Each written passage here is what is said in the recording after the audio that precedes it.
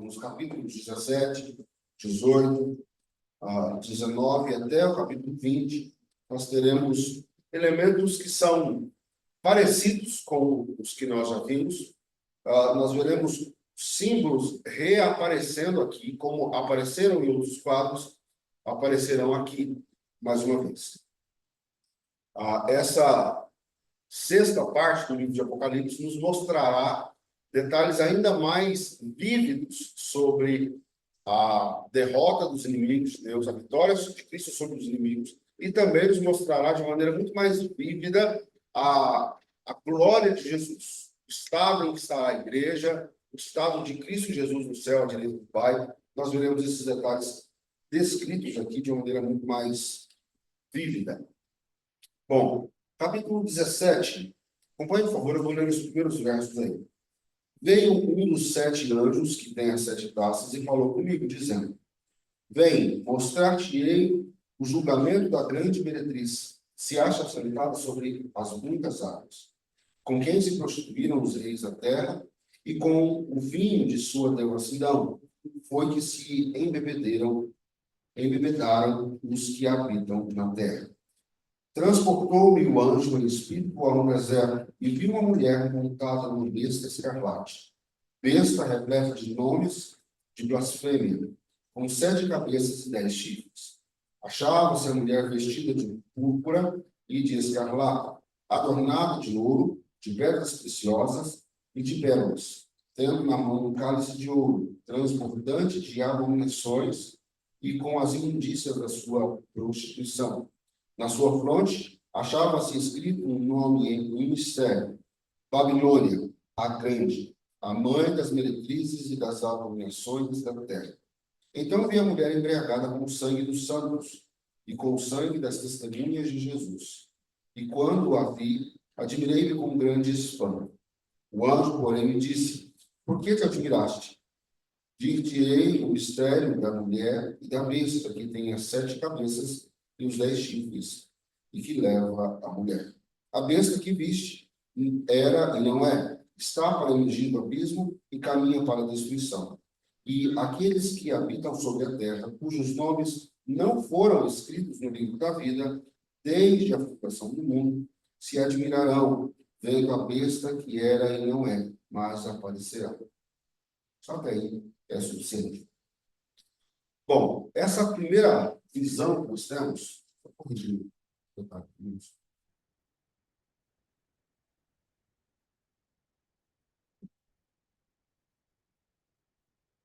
Essa é uma visão introdutória para o quadro que nós vamos estudar hoje. Nos estudos anteriores, nós vemos que Apocalipse se revela por quadros, e cada quadro tem uma visão introdutória. Essa é a visão introdutória dessa sexta parte. Nós vamos falar aqui sobre essa mulher, essa figura, né, dessa mulher aqui apresentada, e mais especificamente sobre a Babilônia e a besta, a derrota sobre a Babilônia, a besta e também sobre o dragão. Bom, Babilônia aparece 2 vezes nas visões de Apocalipse, né, ou outras 2 vezes nas visões de Apocalipse. No capítulo 14, verso 8, e também no capítulo 16, verso 19.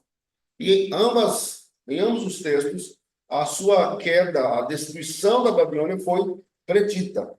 Contudo, ainda não foi revelada a identidade dessa Babilônia. Será? O que significa que Jesus vai destruir essa cidade? Que cidade? Seria uma cidade aqui, física mesmo, uma cidade, um império, uma nação? O que seria essa Babilônia que tem derramado sobre si tanta ira de Deus? É o que nós vamos estudar aqui nessa manhã. A descrição aqui é feita de maneira repulsiva. Uma mulher montada em uma besta escarlate. A mulher aqui prefigura Roma, né?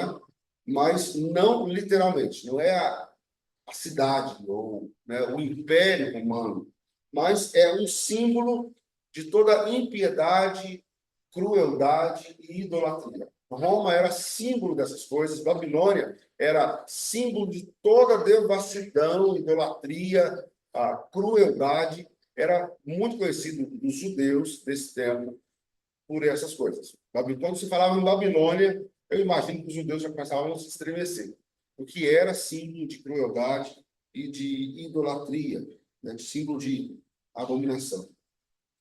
Nenhum outro nome da Bíblia poderia retratar com mais fidelidade essa ideia de influência corruptora, de falsa religião, de tirania. Babilônia é um ótimo símbolo aqui, né? Em certo sentido, todas as eras têm tido a sua Babilônia. Nós passamos por muitos impérios, nós passamos por muitos momentos distintos na política e também na vida religiosa, né? E cada época do mundo tem a sua Babilônia. Então, se nós pensamos no falso profeta, no anticristo, na Babilônia, ou seja, essas forças malignas, sejam elas mais inseridas no âmbito político ou no âmbito religioso, nós podemos pensar em vários possíveis nomes ou cidades ou povos que representariam Babilônia, por exemplo. Imagine que você vivesse na época de Hitler.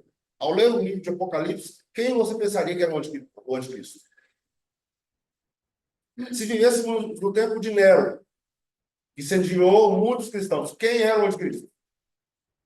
Então, cada época, nós temos uma Babilônia figurada aqui no texto. Então, hoje nós podemos ver que no mundo inteiro nós temos pessoas que odeiam o cristianismo, que estão incendiando igrejas, poderes políticos têm se levantado com leis que ferem diretamente a nossa fé, ferem diretamente o que nós acreditamos, e o cristianismo tem sido, pouco a pouco, em nosso país, sendo colocado contra a parede.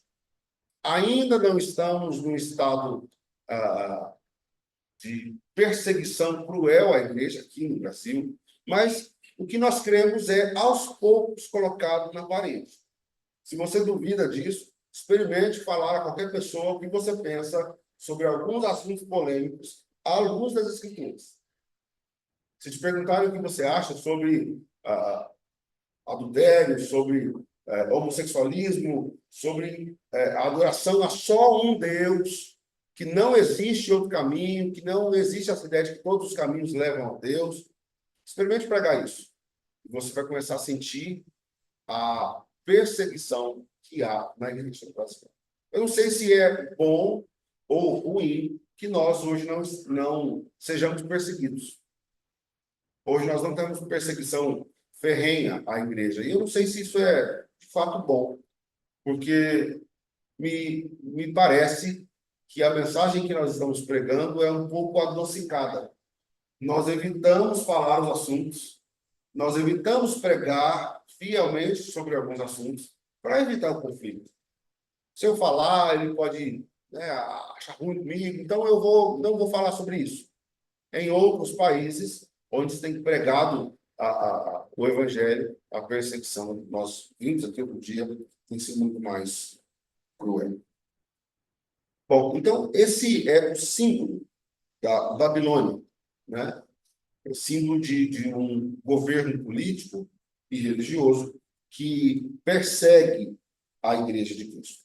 No capítulo 18, nós vamos ver a queda dessas forças, a queda dessa Babilônia, desse símbolo imperial de idolatria, de crueldade e perseguição contra a Igreja de Cristo. Essa descrição não é feita na forma de narrativa. O escritor aqui não está narrando como a cidade foi destruída, mas ele usa aqui alguns símbolos também, algumas vozes que estão expressando ou gratidão pela destruição de Babilônia, ou espanto diante do que eles estão vendo. O anjo, no capítulo 18, verso 3, o anjo define a culpa da cidade para que se veja a justiça do seu castigo. 18, verso 3. Alguém pode ler, por favor? Pois todas as nações têm bebido o brilho e furor da sua constituição.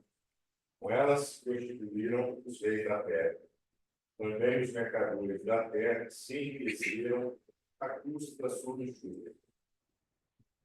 Bom, essa é a culpa revelada pelo anjo, para vós que se ouvir aí. Pois todas as nações têm bebido do vinho do furor da sua prostituição. O que se segue aí, nos versos 9 a 10, depois do 11 a 17 e 17 a 19, são relatos do que as pessoas estão percebendo quanto a essa destruição. Por exemplo, nos versos 9 e 10, os reis se lamentam dessa destruição, porque eles compartilhavam dessa riqueza, dessa impureza e desse luxo egoísta da Babilônia. Versos 9 e 10, nós vemos isso. Ó. Ora, chorarão e se lamentarão sobre ela os reis da terra, que com ela se prostituíram e viveram em luxúria, quando virem a fumaceira do seu incêndio. Conservando-se longe, pelo medo do seu tormento, dizem: ai, ai, tu, grande cidade Babilônia, tu, poderosa cidade, pois em uma só hora chegou o teu juízo. Nos versos 11 a 17, nós vemos a fala dos mercadores, aqueles que se enriqueceram com os produtos, por assim dizer, da Babilônia. E, por fim, nos versos 17 a 19, nós vemos os pilotos, ou marinheiros, também se queixando porque a sua fonte de riqueza havia sido destruída. O que nós estamos vendo aqui, diante de nós, são pessoas lamentando a queda de Babilônia. Sejam reis, sejam os mercadores, sejam os pilotos. Esses símbolos eram muito familiares àquele tempo.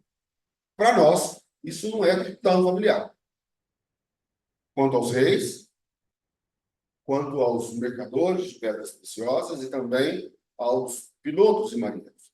Mas o que para nós hoje seria, ou significaria tudo isso? Ora, as pessoas poderosas, as pessoas que estão se enriquecendo com esse sistema maligno, estão sofrendo pela queda do mal. Em outras palavras, Cristo aqui está destruindo o sistema maligno. Cristo está destruindo a fonte de renda do sistema do diabo. E essas pessoas, ao invés de se converterem, se arrependerem, elas estão reclamando por esse sistema ter caído. Eu pergunto aos irmãos, nós poderíamos listar alguma forma de lucro que o sistema maligno dá hoje em dia? Corrupção. Tráfico de drogas. O que mais? Que o sistema do diabo, de escravidão do diabo, pode dar de lucro às pessoas. Prostituição. Jogo de apostas. O que mais? Pornografia. Mas alguém lembra de alguma coisa? O que no sistema satânico de governo dá lucro às pessoas? Quais pessoas poderiam estar hoje em dia reclamando pela queda de Babilônia? Jesus destruiu tudo que a gente ganhava dinheiro. Os irmãos falaram ótimas coisas. Bons exemplos. Tem muitos falsos profetas também. Falsos profetas. Que é um sistema satânico de engano. Se for destruído, como será por Cristo Jesus, esses falsos profetas também certamente sentirão no bolso, por assim dizer.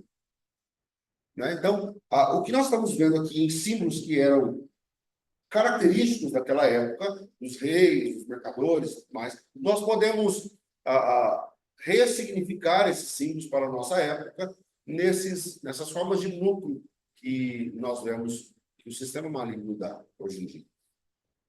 Bom, seguindo um pouco mais, no capítulo 19, nós vemos 4 aleluias. No capítulo 19, do 1 ao 10. Entre a queda da Babilônia e a queda da besta, nós vemos um episódio. Assim como nas outras visões, nós vemos um contraste aqui. A destruição dos inimigos de Deus versus o júbilo dos salvos no céu. O livro de Apocalipse deve ser entendido por nós, tendo sempre um contraste. Sempre Deus vai nos mostrar no livro de Apocalipse a destruição dos inimigos, a crueldade, a ira de Deus sendo derramada sobre os inimigos, mas do outro lado, o júbilo e a salvação, o descanso dos santos com Deus. Resumindo isso tudo, a mensagem de Apocalipse é de conforto para a igreja. Se você não entendeu todos os capítulos que nós estudamos aqui de Apocalipse, se você não entendeu todos os símbolos, saiba que um resumo de tudo isso é: Deus destruirá os seus inimigos, salvará a sua igreja, e a mensagem do livro de Apocalipse é de conforto. Mesmo que nós venhamos a sofrer, nós temos uma promessa de descanso em Deus. Essa é uma promessa que nós temos. E assim como a primeira vinda de Cristo se realizou, nós esperamos também na segunda vinda de Cristo. Em meio às visões que nós estudamos nesse livro, nós sempre vimos alguns cânticos no céu. Mas até aqui ainda não se empregara a palavra aleluia. Nos outros cânticos, até aqui no capítulo 19, a gente ainda não tinha ouvido a palavra aleluia. E ela aparece aqui 4 vezes, ou pelo menos 4 vezes. Os 2 primeiros aleluias celebram a destruição da Babilônia. Verso 1 a 3. Algum irmão pode ler, por favor. Capítulo 19, do 1 a 3. Depois dessas coisas, ouvi no céu uma grande voz numerosa multidão dizendo: Aleluia, a salvação e a glória e a proteção do nosso Deus. Quanto verdadeiros e justos são os seus juízos, pois julgou a grande meretriz corrompia a terra com a sua prostituição, e das mãos dela enviou o sangue dos seus servos. Segunda vez disseram: Aleluia, e a sua fumaça sobe pelos servos dos servos. Amém. Há um elemento um tanto quanto estranho aqui. No céu, há um cântico por causa da destruição da Babilônia.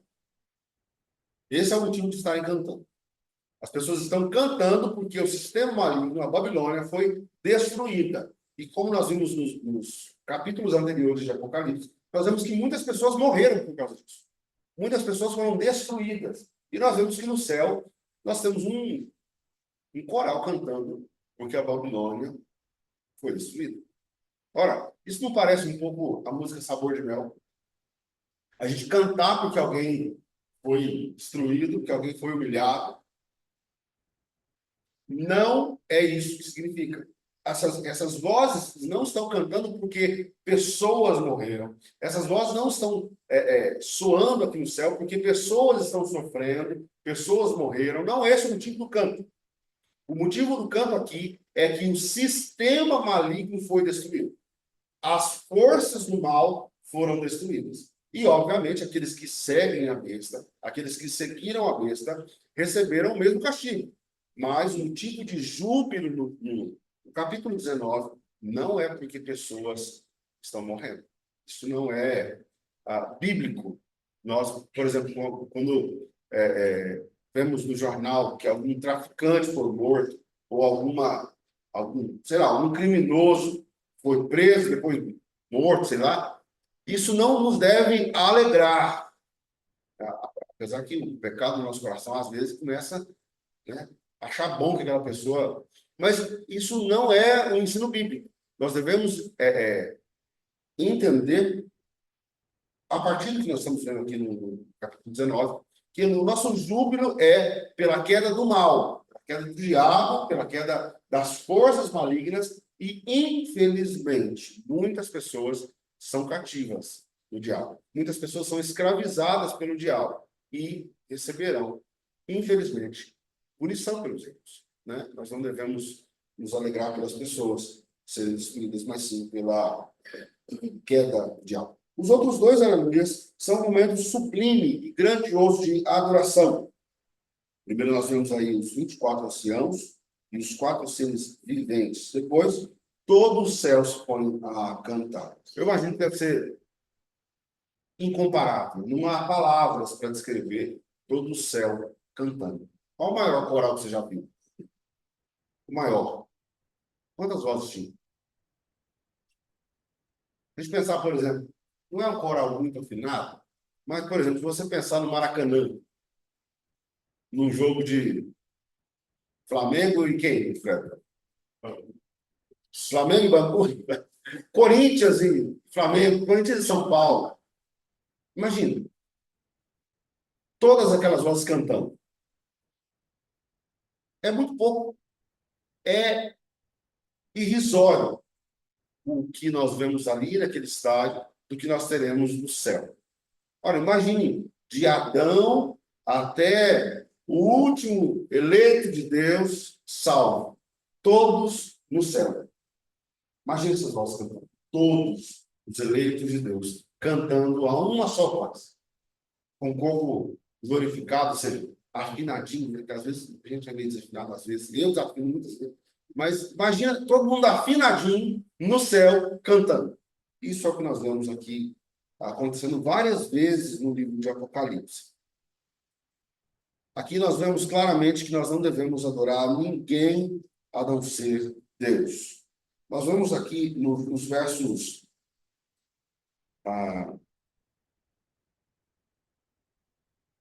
9. Verso 9 é esse aqui, por favor. Então me falou o anjo, escreve, bem-aventurados aqueles que são chamados a ser das bodas do Cordeiro.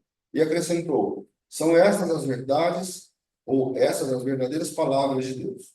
Prostrei-me ante os seus pés para adorá-lo. Ele, porém, me disse, vê, não faças isso. Sou conservo teu e dos teus irmãos que mantêm o testemunho de Jesus. Adora a Deus, pois o testemunho de Jesus é o Espírito da profecia. Esse é um dos textos que nos mostra que nós devemos adorar somente a Deus. E aqui o contraste é colocado entre Deus e os anjos. O apóstolo, ao ver essa grandiosidade do cântico, das maravilhas do céu, se prostra diante do anjo e começa a adorá-lo. O anjo, opa, levanta. Não me adora, eu sou um servo seu, ou seja, nós somos colegas, em outras palavras. E o anjo diz, adora a Deus. Nós vivemos em um tempo, apesar que hoje um pouco menos, mas a história da igreja na Terra mostrou que, por várias vezes, a adoração era retirada de Deus e colocada em outro lugar, em outro ser. E os anjos foram e ainda são alvos de adoração em toda a Terra. Muitas pessoas têm essa devoção aos anjos, né? Tem muitas pessoas que acreditam que nós temos um anjo da guarda. O seu anjo da guarda que vai te livrar, né? Que os anjos têm esse poder para fazer alguma coisa. Os anjos são descritos em Hebreus, capítulo 1, verso 14, como serviçais. Eles servem, sob as ordens de Deus, aos homens. Vamos, irmão, ler, por favor, aí. Hebreus 1,14. Olha o que são e para que servem os anjos. Hebreus 1,14. Não são todos eles espíritos ministradores enviados para serviço a favor dos que hão de herdar a salvação? Eles são seres que ministram a serviço daqueles que hão de herdar a salvação. Então, nós não devemos adorar aos anjos. Nós vemos no Velho Testamento várias vezes coisas assim acontecendo. De homens querendo adorar a um ser e, opa, cuidado. A sua adoração só deve ser a Deus. Tem um outro texto que eu gosto também, que clareia a nossa ideia de adoração. Quando Maria, junto com Cristo, lá em Caná, no casamento, na ocasião em que Cristo transformou água em vinho, Maria disse o que para Jesus? Ou para aquelas pessoas? Faz o que ele mandar. É ele o poderoso. Ele é o Deus. Fazei tudo o que ele mandar. Ela não deu ordens, ela não mostrou poder algum, mas disse o seguinte, faz o que ele mandar, que eu conheço. Esse aqui, que ele mandar, faz. E essa é a nossa maneira de encarar as coisas hoje. É Cristo. Maria foi importante na história da igreja? Sem dúvida alguma. Foi uma mulher abençoadíssima pela graça de ser um instrumento de Deus no nascimento de Cristo Jesus. Mas a própria Maria está dizendo, faz o que ele mandar. Ele é o importante, ele é Deus. Aqui nós vemos o anjo dizendo uma coisa semelhante. Não me adore, adore a ele. É a Deus que você deve adorar. Portanto, esse pequeno verso aí nos ajuda a afinar, por assim dizer, a nossa adoração. Bom, nos versos 19 até o capítulo 19, verso 11, até o capítulo 20, verso 15, nós temos descrito aí os juízos finais. Estamos chegando aqui ao final das profecias desse livro. A vinda de Cristo foi várias vezes anunciada e brevemente descrita. Mas aqui ela é descrita de uma maneira, como eu já disse no começo da aula, de maneira muito mais vívida e gloriosa. Nessa porção nós veremos a vinda de Cristo, a destruição dos seus inimigos e a felicidade final da igreja. A mensagem clara desse e de outros textos, aqui do capítulo 19, verso 11, até o versículo 15 do capítulo 20, é que a volta de Cristo é o ponto culminante da história humana. Nós temos duas coisas que marcam profundamente a história do homem aqui na Terra. A primeira vinda de Cristo, isso é um marco para nós, né? Antes de Cristo, depois de Cristo. O segundo grande marco é a segunda vinda de Cristo. Quando ele vier, nós alcançaremos o ápice da nossa história aqui na Terra. Os seguidores de Cristo estarão livres dos juízos descritos aqui no capítulo 19 e 20. E os seguidores da besta, do dragão e do falso profeta serão alcançados por esse juízo. No capítulo 19, verso 20, nós vemos a final destruição da besta e do falso profeta. Capítulo 19, verso 20. Mas a besta foi aprisionada e com ela o falso profeta, que com os sinais feitos diante dela, seduziu aqueles que receberam a marca da besta e eram os adoradores da sua imagem. Os dois foram lançados vivos dentro do lago de fogo, que arde com enxofre. Duas coisas eu quero ressaltar nesse versículo. Primeira coisa, a besta, o falso profeta, o dragão, eles têm poder de fazer sinais, ou seja, milagres, coisas grandiosas e sobrenaturais. Tem. Isso é um alerta para mim e para você não saírem correndo atrás de milagre. Você pode entrar numa porta que tem gente que parece crente, louvor que parece cristão, pessoas que parecem irmãos em Cristo, mas o que se opera lá são milagres realizados pelo próprio diabo. Pelo próprio diabo. É o que nós vemos aqui. A besta e o falso profeta seduziram pessoas com os seus sinais. Com os sinais que eles realizaram. Ou seja, é confiável nós basearmos a nossa vida cristã nos milagres? De maneira alguma. De maneira alguma. O diabo pode prever, pode dizer fatos da sua vida? Claro que pode. Já conhece o que você fez hoje, ontem e antes. Portanto, se uma pessoa está aqui na frente e ela é tomada, influenciada pelo diabo, o diabo pode soprar no ouvido dela coisas a seu respeito. Gente, eu fui numa cartomante, ela falou minha vida inteira. É claro que falou. É um instrumento do diabo.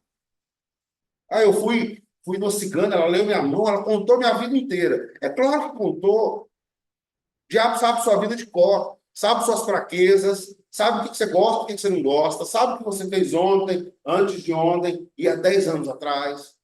Ele pode usar essas coisas para te acusar.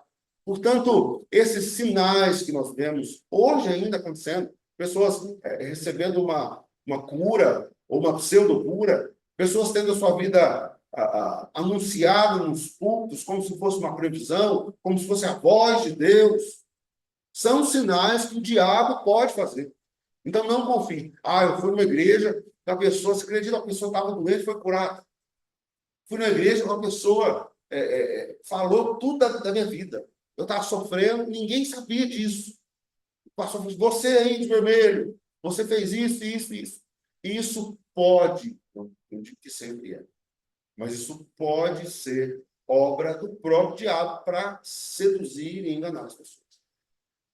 Outro ponto que nós vemos aqui é que os dois, a besta e o falso profeta, são lançados vivos no lago de fogo.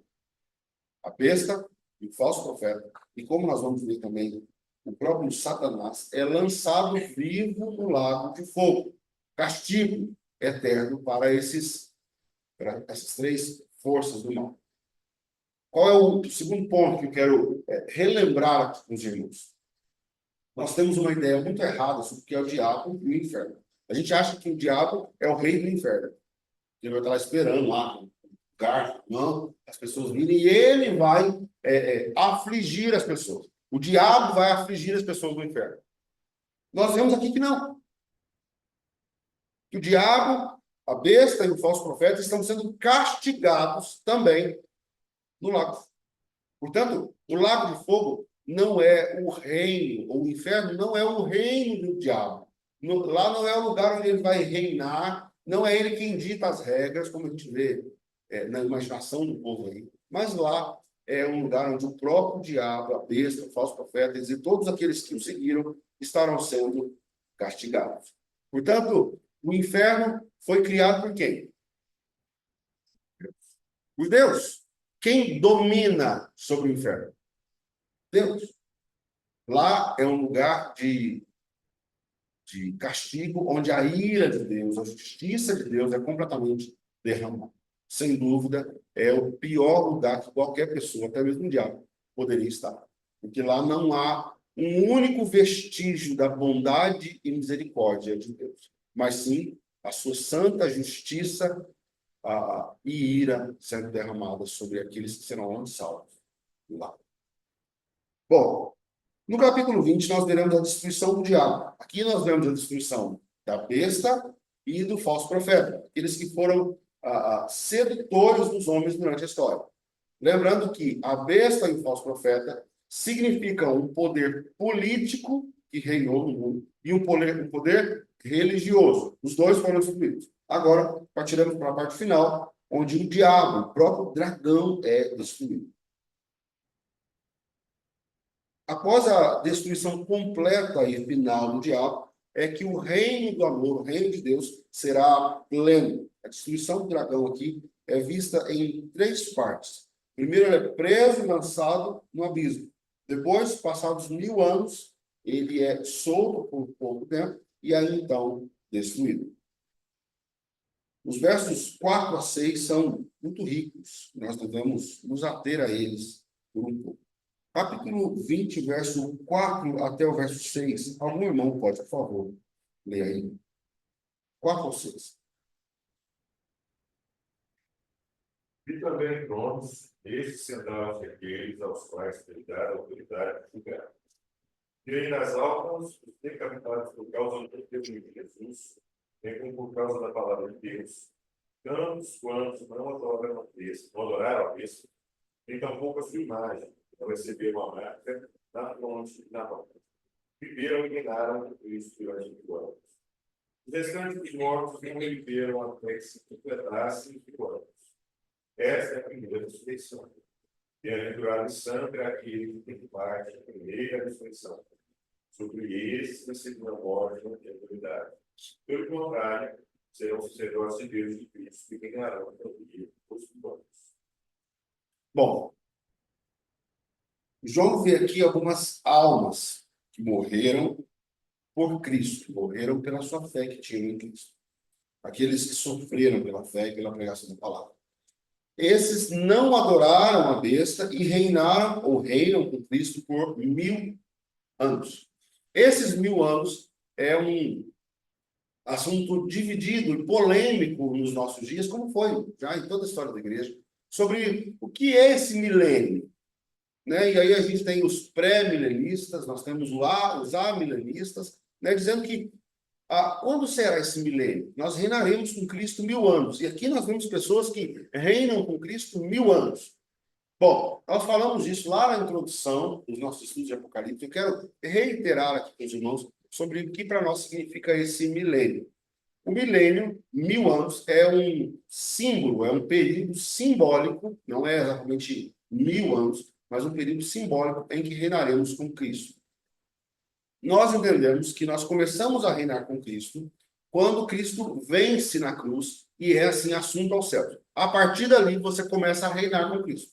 Você hoje, Nicole, está reinando com Cristo, né? Como isso se vê na prática? Também falamos sobre isso em aulas passadas.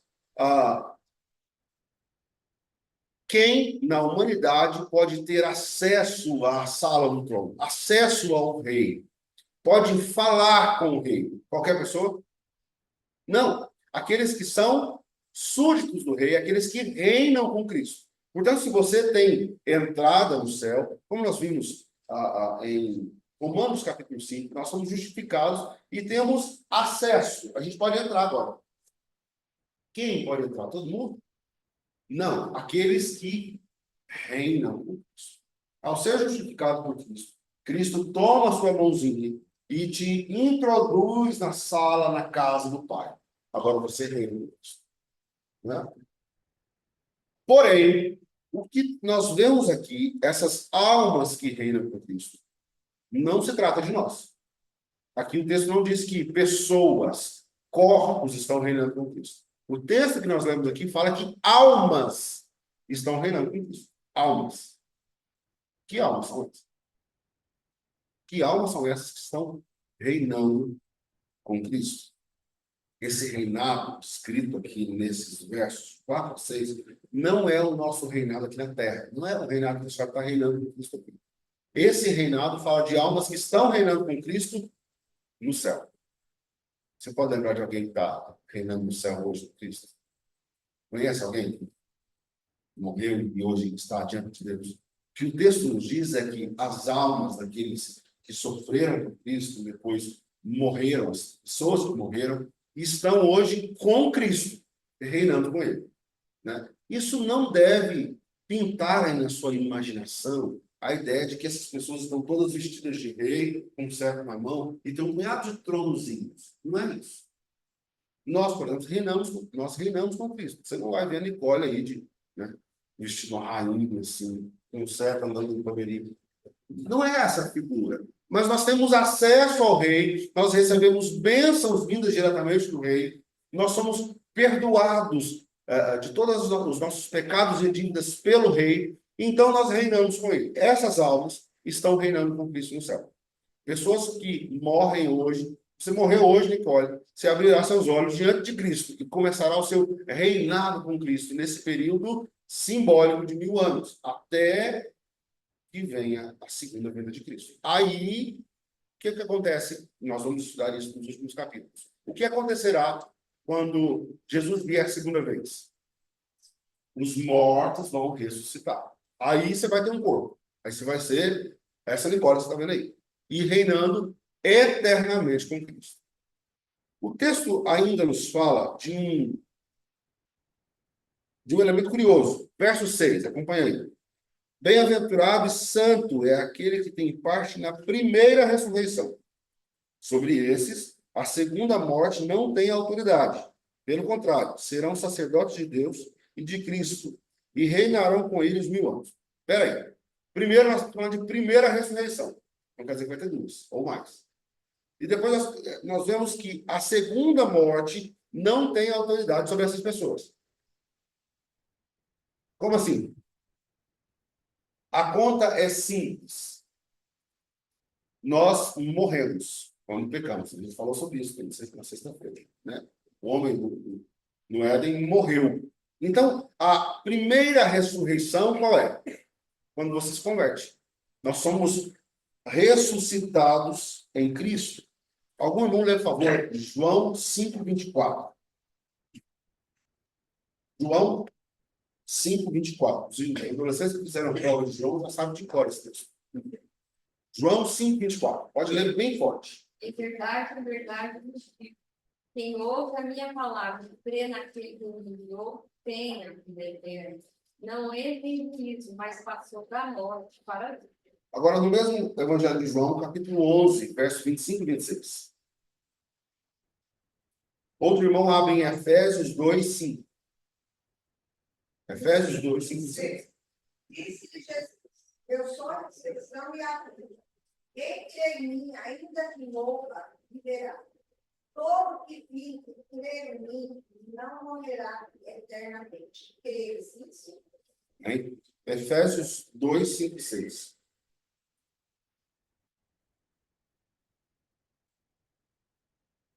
Estando nós mortos em nossos delitos, nos deu vida juntamente com Cristo. Pela graça sois salvos. Juntamente com ele nos ressuscitou e nos fez sentar nos lugares celestiais em Cristo Jesus. Isso. Há outros textos ainda que falam sobre a nossa nova vida em Cristo, sobre a nossa ressurreição em Cristo. O verso 6 do capítulo 20 está dizendo que feliz, bem-aventurado e santo é aquele que tem parte na primeira ressurreição. Ou seja, se você creu em Cristo, você foi ressuscitado. Então está dizendo, você acabou feliz. Bem-aventurado e santo, você que foi ressuscitado em Cristo. Primeiro ponto é esse. Somos felizes porque não estamos mais mortos diante de Deus em nossos pecados, mas recebemos vida, ressuscitamos. Qual é o segundo ponto? A segunda morte não tem autoridade sobre nós. Como assim, segunda morte? Qual foi a primeira morte, Laura? Lá no Éden. Lá foi a primeira morte. Lá no Éden nós morremos a primeira vez. O texto está dizendo que a segunda morte não tem autoridade sobre a nossa vida. Mas como assim? Você não vai morrer? Vai. Eu não vou morrer? Vou. O que o texto está dizendo é que a morte não tem autoridade para decretar a nossa morte eterna. Nós morreremos. Esse corpo físico vai padecer. Mas a morte não tem poder para nos reter, nos segurar eternamente. Haverá um dia que lá no seu túmulo, lá, Deus vai te chamar e você vai subir com esse corpo aí. Esse aí. E, portanto, a morte não tem autoridade. Então, se nós morremos uma vez e ressuscitamos, nós viveremos eternamente. Qual é o outro lado da moeda? Se você morreu uma vez e não ressuscitou, ou seja, não creu em Cristo, não recebeu vida em Cristo, você seguirá no estado de morte eternamente. Essa é a segunda morte. Essa é a morte eterna. Aqueles que morreram no Éden estão mortos hoje em seus pecados. Se não receberem vida, permanecerão em morte eterna. Ou seja, uma morte espiritual eternamente longe de Deus. Caminhando para o final. A batalha descrita aqui é a mesma descrita em outros lugares desse livro. Aí já no verso 7 do capítulo 20. Não haverá várias batalhas finais. Nós vemos aqui uma batalha final, nós vemos nos outros quadros, a gente viu que tem batalhas também. A gente vê que em quase todos os quadros do Apocalipse, forças do mal são reunidas para guerrear contra Cristo. Não vai haver várias batalhas, mas é uma só, descrita de maneiras diferentes ao longo do livro de Apocalipse, né? E será, então, o diabo lançado no lago de fogo. Capítulo 20, do 11 até o verso 15, nós temos aí o juízo final.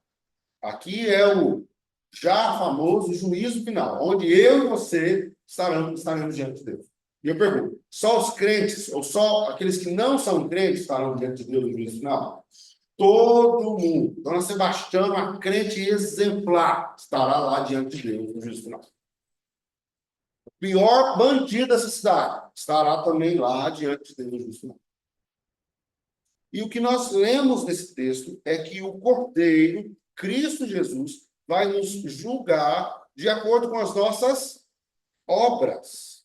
Ouçam o que diz aí o verso 13 do capítulo 20. Deu o mar os mortos que nele estavam, a morte e o além entregaram os mortos que neles havia, e foram julgados, um por um, segundo o quê?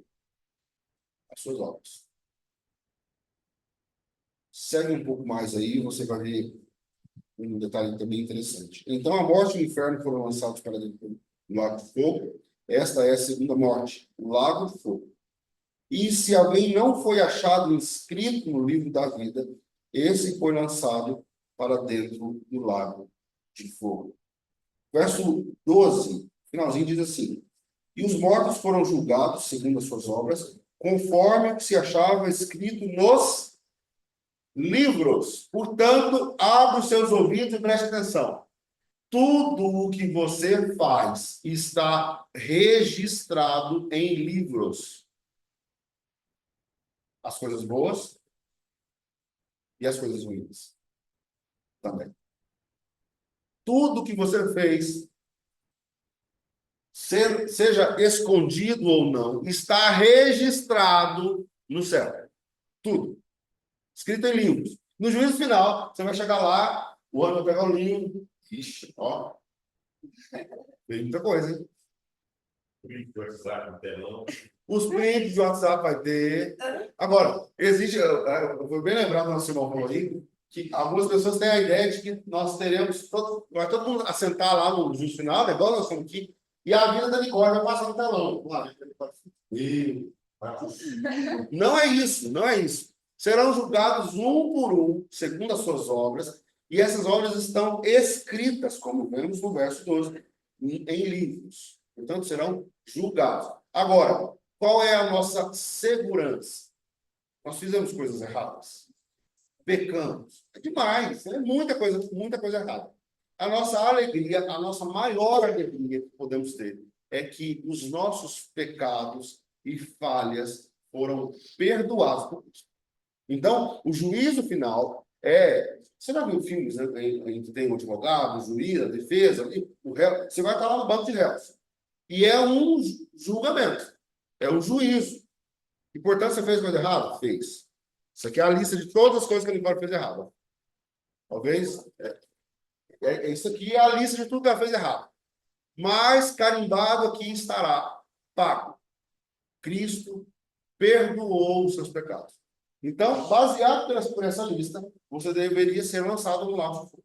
Mas, como alguém pagou a fiança para você está liberado para o céu. Isso é um resumo da salvação. Todos estarão no juízo final. Todos serão julgados. Mas, algumas pessoas foram absolvidas. Algumas pessoas foram justificadas diante do juiz. Lá, nós veremos Cristo como um juiz. A gente tem, às vezes, de maneira errada, a imagem de Cristo apenas como um homem bondoso que vai andando, sofreu, levou chicotada. Jesus é um coitado.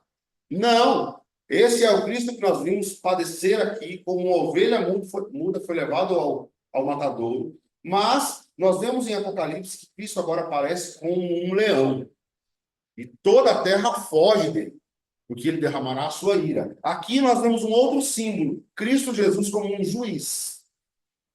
Como um juiz. Valtelice, só está aqui. Mas eu vi que todos os seus erros e pecados foram perdoados. Então, vinde benditos de meu Pai. Né? Essa é a nossa maior alegria. Não dá para ter um motivo de riqueza e alegria maior do que esse. Saber que a nossa vida eterna está garantida, cabalmente garantida por Cristo. Aqui, então, nós vimos a sexta parte do livro de Apocalipse, onde as três potências do mal serão definitivamente destruídas: o diabo, a besta e o falso profeta. Acabou, passou. E nós fomos julgados. Aqueles que seguiram a besta, aqueles que não creram em Cristo, terão de pagar por essa listinha de pecados escrita no livro. Como pagarão? Sendo lançados no lago de fogo. Se você pecou, mas foi perdoado por Cristo, seja bem-vindo ao céu. Amém? Na hora de conversa, batismo. Exatamente. Na verdade, o batismo não é um ponto primordial para a nossa salvação. Né? O batismo não nos salva. Mas sim, quando nós ouvimos o chamado de Cristo, o chamado do Espírito Santo, quando nós nos convertemos, nós temos, então, garantida a nossa salvação. Claro. O ladrão na cruz, por exemplo, não batizou, mas ele estava com Cristo. Sim, sim. O batismo é uma coisa importantíssima para a nossa fé e para a nossa vida cristã, mas ele não salva. Você é batizado? Morreu hoje, não for batizado? Se você crê em Cristo, você estará reinando com ele no céu. O batismo é um sinal público de que nós fazemos parte de uma comunidade. Nós fazemos parte do corpo de Cristo. É nós dizendo a todo mundo, à igreja, às pessoas do mundo, que nós, sim, confessamos a nossa fé e fazemos parte do corpo de Cristo. Gente. Irmão, é assim, deixa eu ver se eu estou errado. Só crer, também confessar, arrepender. Sim, exatamente. Mas uma coisa leva a outra. A pessoa nunca vai confessar e se arrepender sem antes ter crido. A pessoa não vai crer se Deus não lhe der a fé. Então, a salvação, a confissão dos pecados, o processo começa em Deus. Primeiro, Deus te chama e te agracia com a fé. Aí, depois disso, Deus já começou a obra, você vai crer em Deus. Crendo em Deus, você vai olhar para a Bíblia e dizer: miserável homem que sou. Deus me perdoa.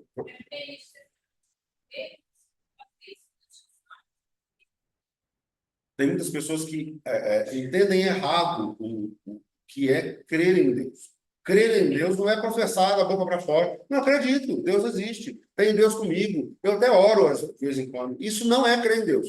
A fé para a salvação é uma fé transformadora. É uma fé que muda a nossa vida. Você creu? Então, deixa eu ver. Então. Passa um dia, 2, um mês, um ano, você precisa mudar. Então, se você creu em Deus, mas é bruta com a sua mãe em casa, alguma coisa está errada. Se você creu em Deus e cola na hora da prova, você bate as pessoas na rua, alguma coisa está errada. Porque a fé verdadeira, ela transforma os nossos desejos, os nossos objetivos e os nossos relacionamentos. Esse foi o sermão de sexta-feira. Quando nós cremos, nós mudamos. Mas nós só mudamos porque fomos agraciados por Deus. E o critério para a salvação, concluindo aqui o nosso capítulo 20, é essas pessoas terem o seu nome escrito no livro da vida. Esse é um outro assunto polêmico, né? Tem pessoas que acham que Deus escreve o seu nome na Bíblia agora. Você creu? É crente? Tá, vamos escrever o seu nome. Aí ele agora pecou, desviou. Ih, vai ter que pagar. Traz minha época era o Errorex. Traz a borracha, vamos pagar. Nicole pecou, tem que pagar. Não, parece que ela creu de novo agora. Voltou para a igreja. Outra igreja, mas voltou para a igreja. Então escreve de novo. Quando o seu nome foi escrito no livro da vida? Antes de existir a terra, se você é eleito do Senhor, seu nome já estava lá. Apocalipse 17, 8. Alguém lê assim com a voz faraônica. Apocalipse 17, verso 8. Pode ler bem forte. A besta que viste era e não é, está para emergir do abismo, caminho para a destruição. E aqueles que habitam sobre a terra, cujos nomes não foram escritos no livro da vida, desde a fundação do mundo, terminarão vendo a besta que é e não é, mas aparecerá. Exatamente. 17, 8. Aqueles que não foram escritos no livro da vida desde a fundação do mundo. Então, sim, o seu nome ou foi escrito ou não foi escrito antes da fundação do mundo. O que acontecerá é que num tempo determinado você vai crer ou não. Você vai crer quando eu pregar? Quando na primeira vez que eu pregar, você vai crer? Não. Às vezes não. Pode ser que sim. Mas, se o seu nome está lá, desde a fundação do mundo, no livro da vida, chegará o momento em que você vai ouvir a voz do Espírito Santo e vai se converter. Nós sabemos quem está escrito ou não? Temos a menor ideia. Eu espero que você tenha certeza de que o seu nome está escrito no livro da vida. Isso é o suficiente. Saiba que o seu nome está escrito. Agora, quanto aos outros, a gente não sabe. E o nosso dever, então, é pregar o evangelho para que elas se convertam, para que elas creiam. Amém? Vamos orar.